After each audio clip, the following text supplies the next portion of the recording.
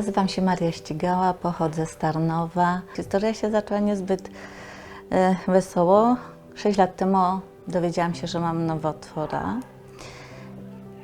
I potem po chemii, po radio, po chemii okazało się, że mam przerzuty na jedno płuco, na drugie płuco.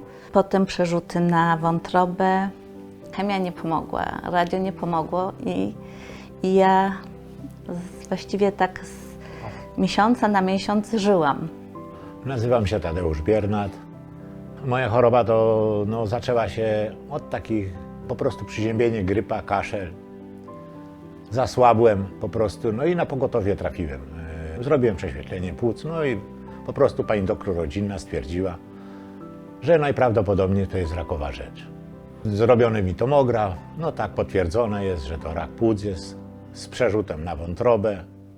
Nie zadziałała chemioterapia. Stwierdzili, że dla mnie zakończyli leczenie, no bo te leki nie zadziałały. No, dzieci zaczęli szukać po prostu w internecie, no i znaleźli po prostu, że ten ośrodek leczy tego rodzaju sprawy onkologiczne.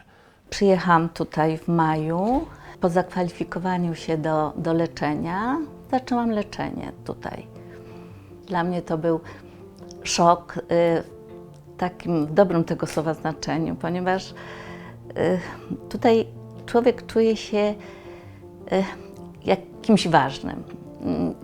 Inaczej niż niestety w naszych placówkach służby zdrowia. Tutaj ja nie jestem pani Iksińska, tylko ja jestem pani Maria i opieka, jaką się tu dostaje, i to nie tylko ta opieka medyczna, ta taka zawodowa, ale muszę powiedzieć, że opieka płynąca chyba z serca.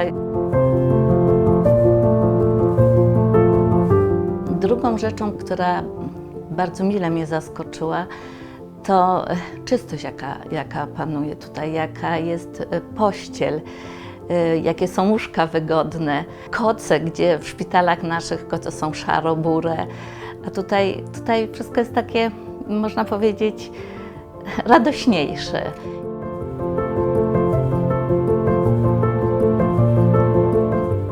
Panią doktor, którą ja tutaj poznałam, która mnie przywitała jak bardzo dobrą znajomą na pierwszym spotkaniu, no to dla człowieka, który dużo przeszedł, jeśli chodzi o zdrowie, gdzie nie zawsze był traktowany tak, jakby chciał, bo człowiek chory czuje się biedny, zagubiony i chciałby, żeby ktoś się nim zaopiekował tak, jak i najlepiej jak umie, ale to nie chodzi tylko o tą stronę medyczną, ale właśnie o taką ludzką stronę, żeby podejść do człowieka jako do osoby, która cierpi i której można pomóc, ale nie tylko przez to, że da mu się lek, ale przez dobre słowo. I to tutaj wszystko człowiek otrzymuje. Ja się bardzo załamałem. Przestałem funkcjonować po prostu pod tlenem, bo po prostu mnie bardzo to dusiło, duszności.